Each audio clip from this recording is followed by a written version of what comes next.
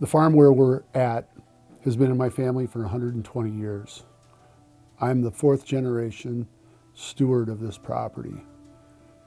Things have changed dramatically on this farm over those 120 years. It started out as a timber production acreage, became a farm, and now is moving towards a conservation property.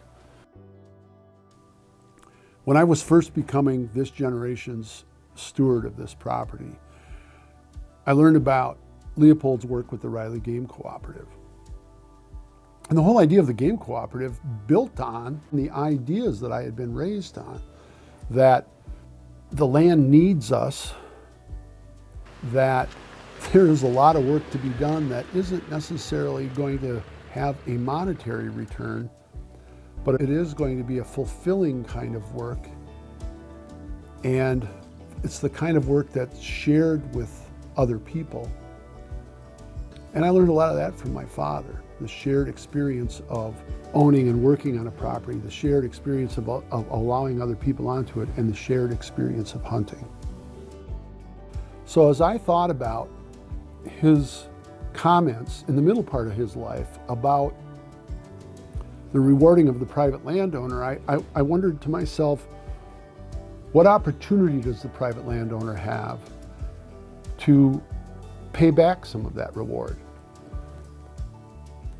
Controlled access to one's property for the public to enjoy hunting, foraging, hiking, camping is that opportunity.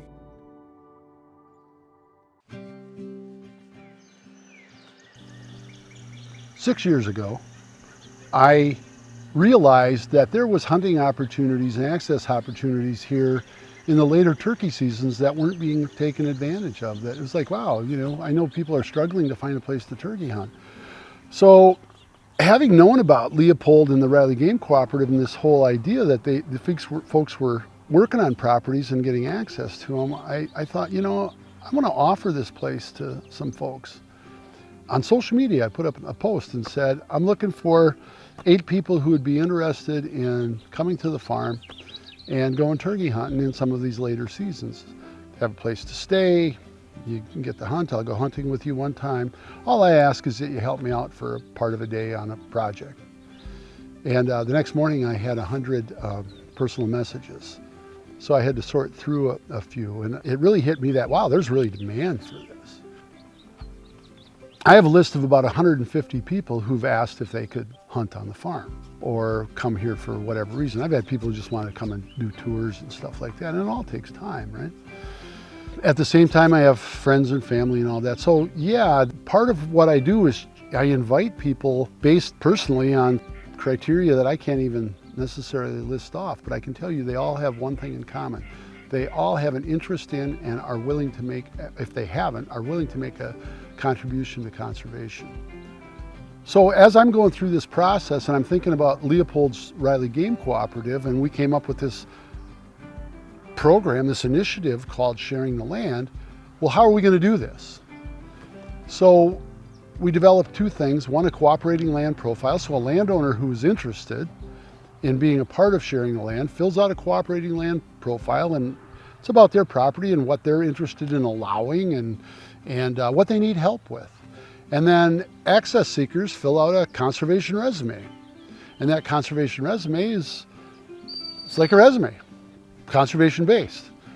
And they fill out a conservation based on a fillable form, and those 2 things come together. We then do what we can to match landowners with access seekers.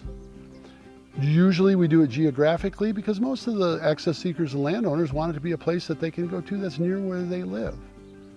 And we now have 23 properties in 8 different states and nearly 300 conservation resumes, so we still have more people looking for access than land that we have for access, but it's a real simple thing.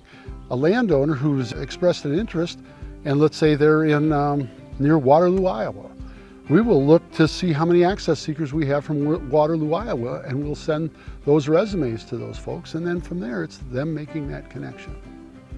So that's how the sharing land works, the nuts and bolts access seekers, landowners of other sorts.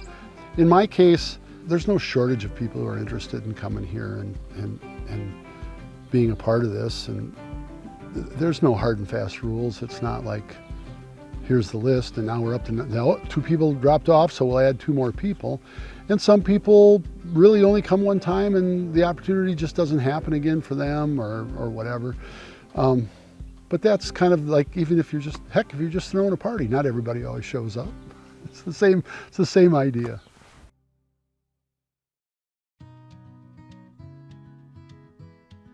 You know, in a place like Wisconsin, where the majority of our land is privately owned, there's a lot of work that needs to be done, and that work is kind of placed on individuals.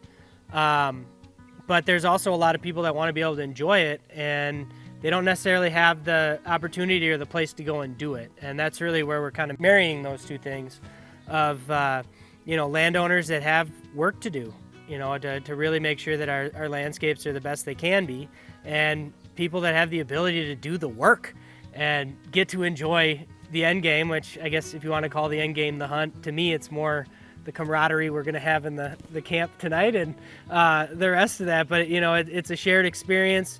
You know, and we're all working, at least through this program, to a greater goal of better habitat, better water, better soil, you know, and the continued tradition that we have here in Wisconsin and around the U.S. of hunting, gathering, and participating in your food system.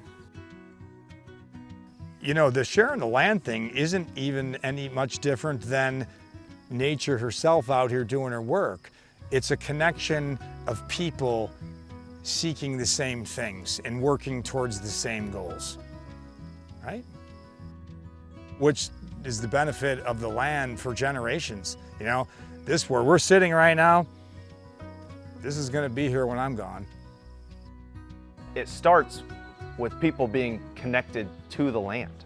We ended up entering our farm and sharing the land and had an incredible experience. We're blown away. We expected it to be good, and it still just blew us away. The people we met, the time we spent with those people, the work we got done, you know, for how much joking around, you'd be shocked how much work we got done with people hanging out with us, and then the hunting afterwards. It was quite a time.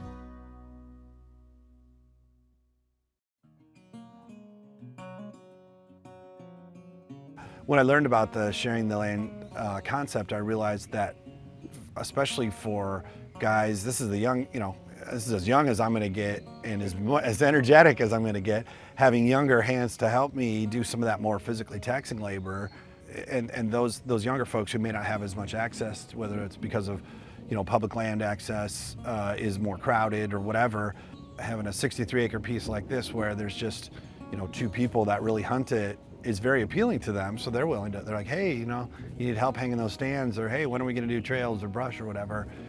Sharing the land, I'd say from the access seeker side is a win for them, and it's a win for me.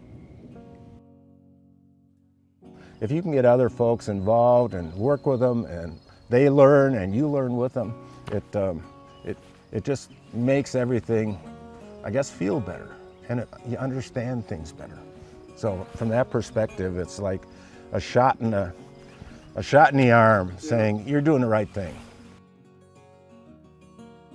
We were getting a lot of people that wanted just the big bucks, and that's great, but you know, there's 20 does out there that need some control. And the longer term perspective is, if you can help control the herd, the big bucks will be there. We can't just create habitat for big bucks and then there's going to be lots of those and plenty, and no, we don't have to think about the rest of the system. Right.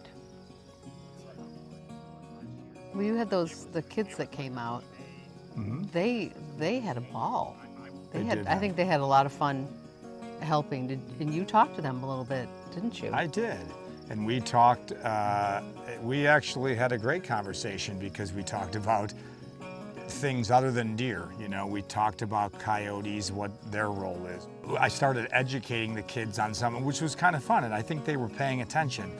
Talking about plants, showing them oak trees that were 200 years old, and you think about that, and I said, you know, you guys are pretty young, but there's a good chance that this oak tree is going to be here even when you're gone, and that's a long time from now. So that oak tree could tell a lot of stories, right? So we do Yeah. enjoy it, and I think the I biggest. think they appreciated They that. very much do so.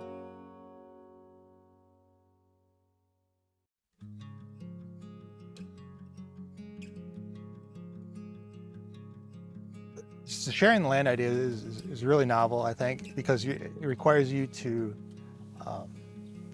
contribute in some way, whereas public land, you're showing up there, and it's great to have that, but nobody is going to public land to take care of it in the off-season, which is kind of disappointing.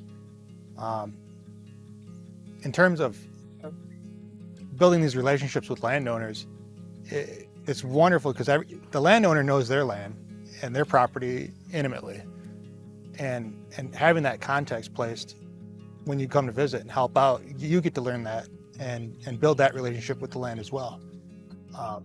And I think that really fosters a level of respect and understanding that you really need if you're going to improve a landscape.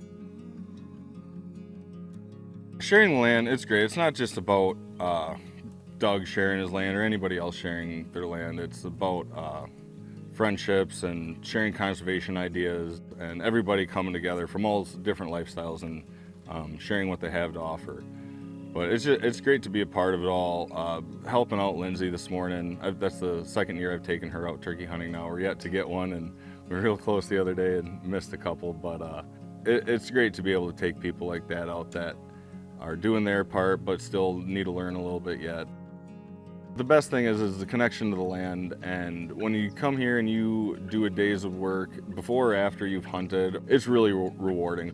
Not just, oh, I get to come hunt, but it feels good when you leave the place. There are those situations where you just need help. And this works so well to have these folks here. So they're volunteering to help with these projects, and I'm volunteering to let them have access to the farm for that particular thing. And we can have these kind of exchanges for all kinds of things.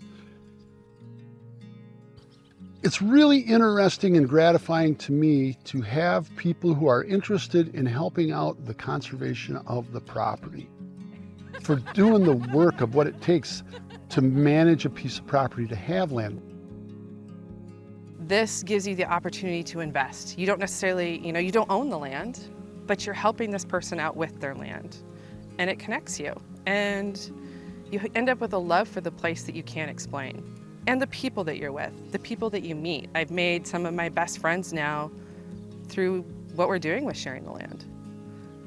It's camaraderie, it's connection, it's learning, it's hunting, it's foraging, it's hiking, it's everything.